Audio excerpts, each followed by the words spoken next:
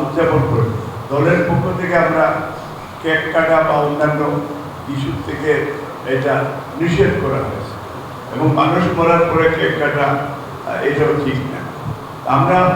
আমরা সবাই বেগম খালেদা জিয়ার জন্য শুরুতে আমরা বলবো যে আল্লাহ তাআলা ওনাকে যেন জান্নাত দান করেন। আপনারা আমিন।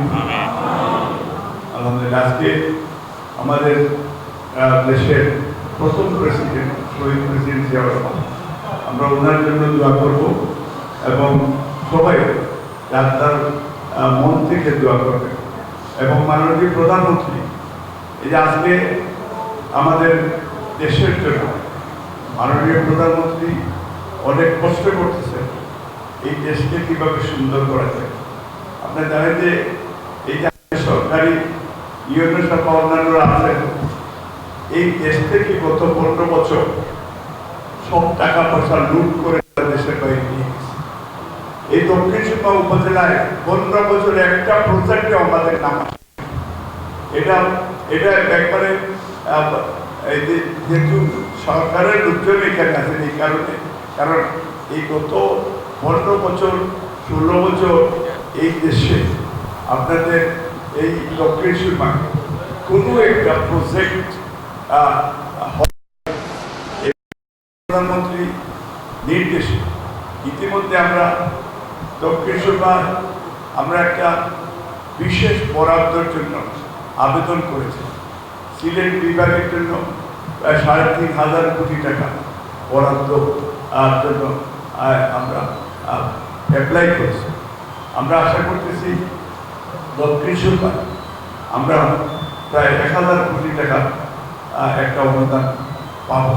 তাহলে যাতে দক্ষিণ সুরমা বা সিলেট একটা রাস্তাও যাতে কাঁচা না থাকে, সরকারি পাকাকরণ করার জন্য আমরা এখানে মাননীয় প্রধানমন্ত্রী খুব ওনার একটা আন্তরিকতা রয়েছে। আমরা ইতিমধ্যে একটা অডিটোরিয়ামের পারমিশন পেয়েছি, এটার জন্য পয়সাও এসে গেছে। এটা ইউনিয়নের সামনে আমাদের উপজেলার নেতৃত্বকে নিয়ে একটা কোন এলাকায় আমরা করব এটা আমরা নির্ধারণ করব। একটা শিশু পার্ক এবং সেখানে আরেকটা আমাদের ওই যে ডাক বাংলা, এটা আমাদের দক্ষিণ সুরমাকে আমরা এটা মডার্নাইজ করতে এবং ভবিষ্যতে আমরা দক্ষিণ সুরমায় এবং 3টা উপজেলা 3টা পৌরসভা জন্য আমরা মাননীয় মন্ত্রীর কাছে আমি এপিক দিচ্ছি। কারণ পৌরসভাগুলি যদি হয় তারপরে বলতে বলতে আমরা দক্ষিণ সিটির জন্য আমরা তখন আমরা আশা করি এর ভিতরে রাস্তাঘাট, তারপরে যে আমাদের একটা শিল্পকলারও দরকার।